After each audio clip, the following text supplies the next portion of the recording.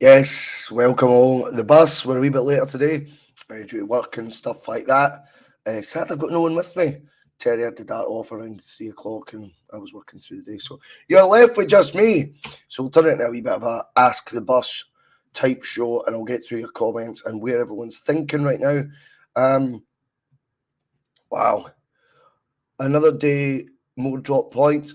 I think it's easy to get over panicky right now as well about some aspects. I think with hindsight, it was maybe the most likely game of the season that we would drop points in, bearing in mind the week we've just had. There's an atmosphere, and it's not a happy one. It's a sad one. It's a frustrated one. There's a divided atmosphere as well. We've got a manager who's giving mixed messages to the supporters. We've got a team that doesn't look like it's getting strengthened where it should be, when it should be. We've got a board that is asleep behind the wheel. You combine it all, and going to places like Aberdeen become a hell of a lot trickier. I think the mood music led us there as well. And then the performance itself today, we all watched it, and never have I been so unconvinced by a Celtic side that they wouldn't get the job done, that they would not go and get a winner. That last 30 minutes, it looked like we got completely lost. It looked like whatever the plan was, they either stopped executing what the message was in the first half. I don't know if the tactics change in the second is from the manager, or whether it's just a side that right now are low in confidence and for whatever reason did not think they would be able to find a way. It didn't strike me as a Celtic team you'd hang your hat on to go, nah, we still get one. Keep the faith, all that carry on. I watched the game feeling we ain't scoring here. Never in my life have I been so unconvinced of a Celtic side. I have such a lack of belief that we will go on and get points. Now, that's something that can't carry on being replicated game after game after game. As you know, we will then not win the league. A lot of people are jumping at the fact Rangers will win the league. They'll see it out. I mean, I'm not going to sit here and put hundreds of faith in those idiots either. But if we want to stand any chance, these performances can't be continued. I don't feel sorry for the players. At the end of the day, these guys get paid tens of thousands of pounds, right? Hundreds of thousands a year. I don't feel sorry for them. But their level of ability isn't their fault in some cases. And what you pay for is what you get. I think Peter Lowell said that in November AGM. He felt the salaries that the board received, right, were in line with the UK industry, and you get what you pay for. It's amazing he's got such forward-thinking attitudes towards the guys that don't wear the hoops, and a completely different one in terms of the playing staff we've currently got. We've regressed. We've not replaced quality with anything close to the same level. No one expects Celtic to sell a 25 million Jota and go out and get a 20 million finished article of similar sort of levels. But what we are doing is so lesser than that. I remember we sold Kieran Tierney for 25 million and brought in two left backs, Bolingoli and Greg Taylor, to replace him. Rather than have the courage of your convictions to go out and get whoever it may have been, that £5-6 million player.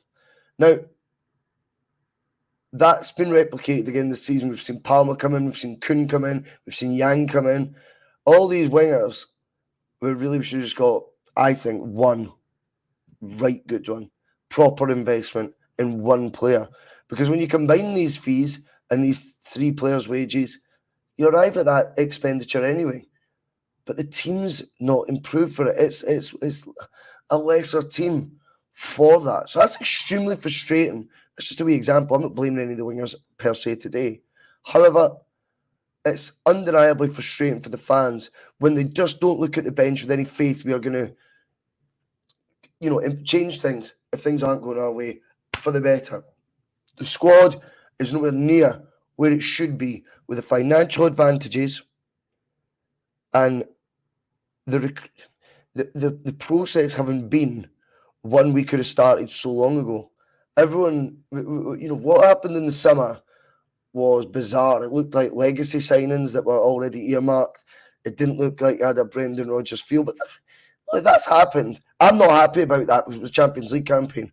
January was a chance to take the league campaign more seriously, take the challenge getting laid to us more seriously, and it was an opportunity to strengthen the ranks. I'm not convinced we've really done that, if I'm honest. And I think the fans were beginning, not beginning to turn, have turned in a lot of corners now as to what the fuck's going on at Celtic. It's just a recipe for disaster, guys. We've got to be completely honest with it now. Like I say, I'll try and go through some comments as well. It's obviously a bit different when you're on your own. Excuse me. Right, okay, CJ. He says, would you sacrifice the league if it meant a total shakedown of the board, recruitment and management team? I don't want one or the other. Sick of that attitude as well, and that's not CJ's fault. But I would never sacrifice the league. There's a lot of money at stake, and I just don't think we should ever be sacrificing anything to then get what the club deserves, which would be said shake-up of the board, the recruitment and the management team. That should be happening from positions of strength if it's time for change anyway. Winning a league shouldn't kick a can further down the road. Big clubs act like big clubs, all right? Big clubs know when they can put their foot down in the neck of their rivals. Big football clubs know when they get opportunities of straight qualification through to the Champions League group stages that they have to respect the tournament, respect the competition they're in, and strengthen accordingly. So I wouldn't sacrifice the league, CJ, and I don't think it should mean by sacrificing the league that leads to a total shakedown of the board, recruitment and management team. I want the change to happen after the league is won. I want the change to happen now. I'm bored of all these pricks. It's interesting you bring up the management team because we have to be honest here. Brendan's someone I've defended a hell of a lot in the channel, as you know, and was very excited about his arrival. Can't deny that. I was. I'm looking at this guy now. I'm looking at the mixed signals he's given out in the media. I've seen self-preservation. I'm seeing tidbits then for the fans. A different tact yesterday with the media than what we seen last weekend, or is they boo anyway? All that pish, remember that? If it wasn't me, it'd be the board. And yesterday, I could kind of see it from the supporters' point of view. I wonder if he was giving him the benefit of the doubt here. I wonder if he was looking at the situation last week and going, I don't want to rock the boat. I want to look like I'm on board with the board, if you like, last week, in the hope that they wouldn't piss them off and this week would be more productive in the transfer dealings that we would have. That's not came to light. Suddenly Friday, he thinks we should be a little bit braver. A little bit braver. Throw me a fucking bone. Utter nonsense. Today, he talks about we were passive against the ball in the second half. We were passive all January in the transfer window as well. Passive is a great word. A great word. He's now in no man's land. Because if he comes out now again once a window is closed and then wants to turn his ire towards the recruitment and who we brought in the windows, then like I said in September, it's too late. There's no point coming out and saying, well, I told him I wanted four bits of quality. Well, do that at the time. That's what the window's there for. That's what the lead up of the window's there for. That's called a real strategy. That's called finding your bollocks, as I've alluded to many times. And whatever version it is we've got this time around from Brendan Rodgers, it seems to me a far cry from the one that we had first time and a far cry from the one that I was, in particular, extremely excited about us bringing back in. And because of these mixed messages, it dilutes any sort of truth that may be in some of his comments. We just don't believe them. And that's a real frustration. I think, to be honest with you, and I don't want it to sound over dramatic. I think the dramatic reaction to today is they'll win the league now. I feel that's quite dramatic. I wonder, though, if it would be in the best interests of the manager and the team and the fans, if we can't get that shakedown of the board and recruitment team at this moment in time, then whether it might just be best for the first time this season to be proactive about a decision and getting it ahead of what could be the inevitable and remove the manager. Now, I think I look at the windows he's had, and I look who's left, who's came in instead.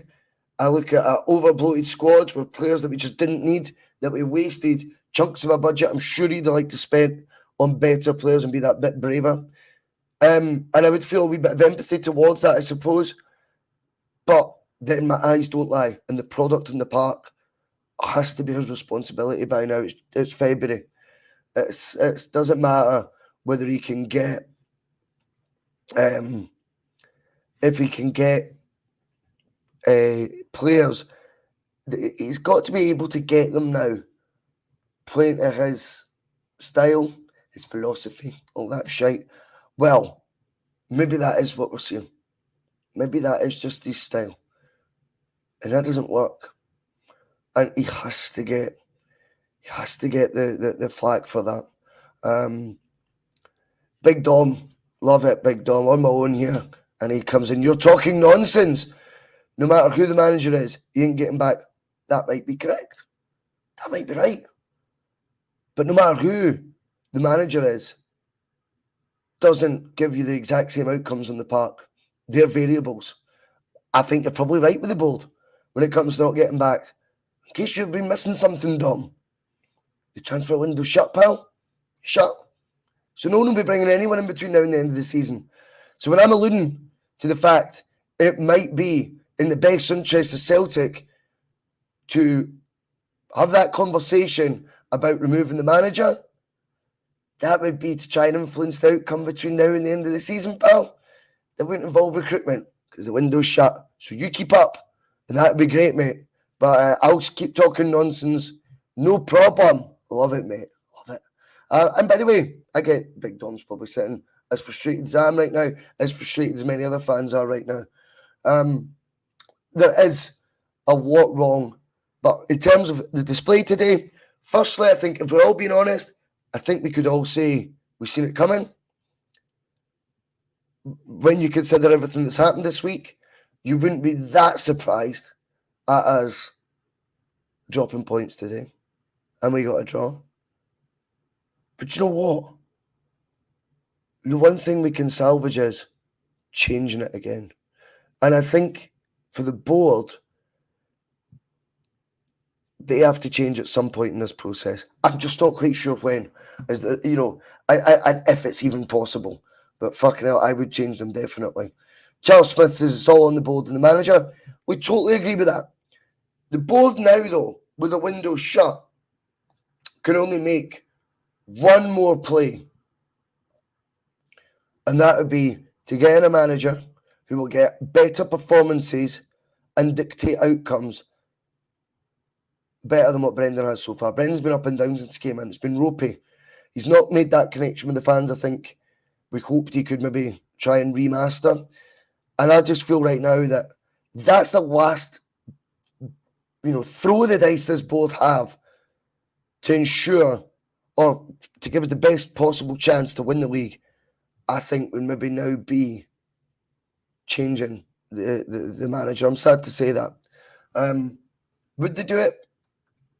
Or would they do it, if they did, has Jade Moffat got a point? Jade says, do you not accept that even if Rodgers leaves, we'll just bring in Kennedy or Lenny? Or did I say Bruni? I mean, what's interesting with that, Jade, is I was saying this to Mark on Thursday. I went, the problem is we're getting rid of Brendan.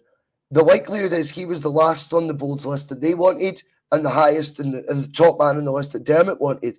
Therefore, whoever's on their list, it'll be their go next time, if you like, their turn to pick.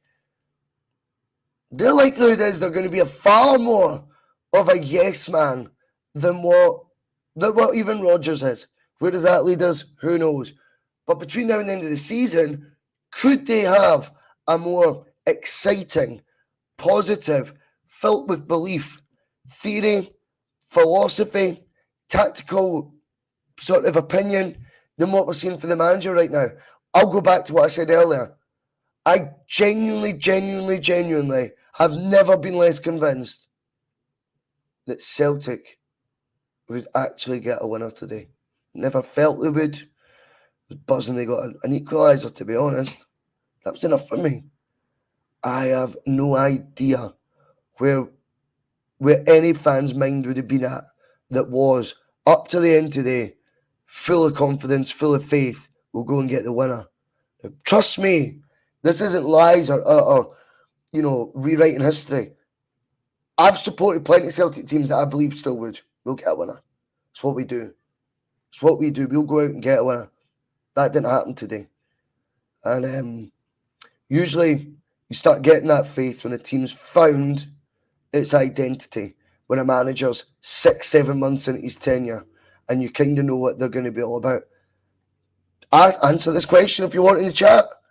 Do you really have any faith that this team looks like it's in the mould of a manager who's found his place and is steering the ship in a direction that he likes? It doesn't look like it to me.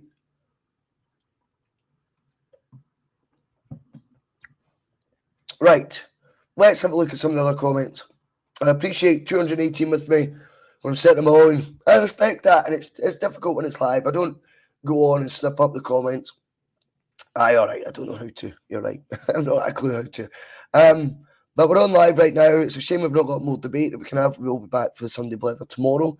But next comment. No worse off playing Welsh and Ralston while CCV and Taylor are injured. Is it the personnel? I think there's much of a muchness. With the right back situation, what I have been slightly frustrated with is a guy like Ralston who's been given a few, shows of faith by Brendan over his 2 tenures here. Seems to be absolutely in the in the cold. And that's at the same time as Alistair Johnston seems to be this season a shadow of the one we watched and enjoyed last season. So with that in mind, where is Ralston's opportunity? Doesn't seem very fair on him. And I certainly think he could come in and do just as good a job at right back for Johnston. Left back, to me, I would have put Scales there, and I would have went with centre halves. We've invested in that department. There is options there, and I think Liam Scales was in such a confident sort of run of form this season. He would happily go out left. He's found his place at Celtic, Liam Scales, and I would have just went. He's a good player. We need as many good players in the team as we can that are remotely in form, and I really just don't know. But yeah, I mean, Welsh, Ralston, my mum, I think it would be no worse off playing any of them, to be honest with you, in the Celtic team right now. Bruce FM comes in, long-time viewer. Bruce, hope you're good, mate. He's saying, I've held data analyst and business transformation positions. Nice. And I would be in multiple triage sessions to explain where we're going wrong right now and how we're going to sort it. That's one thing. It's different if you've got a bold in denial. I don't think anything's wrong. A manager, maybe when it comes to his tactics, formations, how he sets up a team, in denial that there is any problems with it, and it's always worked for me in the past. It will come good this time. I really don't get it. And yeah, I mean, are they doing these things? I really don't know, mate. I really don't know. It doesn't seem likely, though, does it, Bruce? Do you know what I mean? That they have these, whatever kind of session you want to call it, to find out what's going wrong right now. Where you've got a board to go, what do you mean? We're top of the league, we're making profit, plenty of cash in the bank, and the fans got their elite, wee winky face there, elite manager in the summer. It's a problem, right? We don't need to have these sessions. everything's rosy in the garden. And I hope the manager would have the dignity to at least know when something's not going right. But again, I'm not seeing big shake-ups by him in terms of how we approach games from the get-go that suggest he thinks anything but what he already knows will reap the best results. And I think that would be a very, very misplaced opinion of him to have. And I'm sure many agree with that, because what we're watching could put you to sleep, to be perfectly honest with you. Johnny Franco comes in. Russell, I think Brendan will be removed from his position by the end of February. Don't see us winning against Hibs or St Mirren, which means the season is done. If we lost to Hibs and St Mirren, then that's definitely got to be what would happen. I think there'd be an absolute outpouring of anger, rage, and that's what happens. I don't share the view. I can't see us getting anything from them, or don't see us winning. You said, sorry to be accurate. I really don't know. CJ back in Bhoycie, what can we do as fans to try and save this season? Because we are going down fast here. Well, again, this is the problem. Facts don't lie. Anyone could turn around and go, we're unbeaten in 7 league games. We just won 6 in a row and drew away at Aberdeen. Notoriously one of the better teams in this league. One of the trickiest away days in the fixture calendar. What's the problem? You can almost hear it. We've just beaten our rivals again, 2-2 against them. Come right. We can't be panicking over this. I think that would be the mood music in there. So what can we do as fans to try and save this season? I definitely think the protest should begin. I think online it's getting louder and louder. I think we'll need to see it in a more sort of physical capacity. Get your shark suit, why not? It's just so frustrating. So frustrating that we can't. They feel like an unmovable object, this board as well. Dinosaurs are, stuck in their ways. And they have definitely they can't read a room. They don't have their eyes open to what Celtic can become. They've got their eyes very much, though, with its focus on what Celtic can't do. And I hate that attitude. I think it stinks. But they tell you AGMs ain't going anywhere. They tell you we'll be here for life. They have such a brass neck. When you stop protesting and you appoint a manager who captures the imagination like Ange Postecoglou, whilst you're focusing on what football fans used to only be focused on, the team, the product on the park, and you're enjoying that and you stop booing, they instantly strengthen their ranks to make themselves way harder now, CJ, than ever to be removed. They brought in 2 Lowells for the price of 1. They play musical chairs in the boardroom as opposed to a boardroom shake-up. And they strengthened their numbers with the owner, Desmond, and now his son, who was the one who gave that quote at the AGM, we'll be here for life, or whatever it was. I'm paraphrasing that bit, but that's what he basically said. We ain't going anywhere. It's so annoying. It is so annoying. So how you approach it, I really don't know. JM comes in. Great to have you on the bus as well, my pal. Hope you're good. And he says, Bhoycie saw an interview with Ange from November, and he said our board, weren't willing to go in his direction, so he left. We're not having a top manager again, will we? Probably not, because they want yes men. They will push to get guys that they make their strategy clear to from the get-go. And are you all on board with it or not? And it's annoying. I don't see how they can change their ways, but I wonder if they would, because it's Brendan, that could be the one chink of light where they just fucking hate this guy. And I don't like him, whatever you want to say.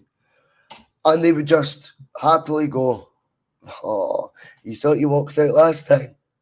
Now have a bit of this, and give them the bullet. I know people think we can't afford the compensation. Definitely they wouldn't want to spend it. But notwithstanding that, they can't afford to. They can't afford it, like I keep trying to say. Tony Marr, spot on. The board will never listen to fans. I actually think, I just said you're spot on. I actually think they do listen to fans and do the opposite. I think that window, we don't kick off the way we have across many of the podcast channels and all that, and obviously over on all your social medias and tagging Celtic in it and stuff, and all these photos of all out. I've got this wee bit of me that thinks they might have strengthened a wee bit more. I think they dig their heels in when we start calling them out. And it's a really, really weird attitude that they have. But I do think they're capable of being like that. So they will never listen to fans when it's something fans want. But at the same time, I think they listen to fans and go, we ain't doing what you want us to do. Well, in fact, we're going to do the opposite. We have to hit them financially, Tony says. And I think you're right here. Sponsors can affect change. Boycott Adidas. Things like this. Don't buy season tickets, you know. They'd get a fright then. I think the waiting list was so large and as such that those season tickets would end up inevitably going. And they've shown how easily they can play as well. We all remember the slogan last summer, we're all in. Brendan's been appointed. We're all in is the slogan. Kyogo long-term deal. Kalmak to a long-term deal. It led you up the garden path. They took us where they wanted to take us with complete failed belief and hope this was going to be this summer. Now, I didn't feel the same in January, but fucking hell, we're all in. Seems a million miles away from what we've done in January. It's incredible. But yeah, hitting them in the pocket would be the best way. I just get the feeling, such is the list, that long, that sadly, that wouldn't do enough. I asked on Twitter about a week ago, do you think Brendan will still be the manager this time next, not this time next season, for next season? 1,140 done it, and it was about 60-40 in the end, of 59-30, 59-41. Thought he wouldn't be there, which I thought was pretty insightful. I really don't know where we go from here. We will be back though for a more conversational type show tomorrow, the Sunday Blether, wherever the rest of the guys that contribute on the bus. If they're busy, that's cool. They will be back on throughout, from Sunday. We'll be back Monday. Should be a new show coming on Wednesday. Then there'll be Thursday, Friday. So we'll all be here and we will be picking over it all. I just wanted to do something today to sort of allow you a soundboard to vent in as well. Can be good for the soul, man. But yes, where is Celtic going right now? No one knows. In the boardroom, is it a case of nobody cares? We'll see you there.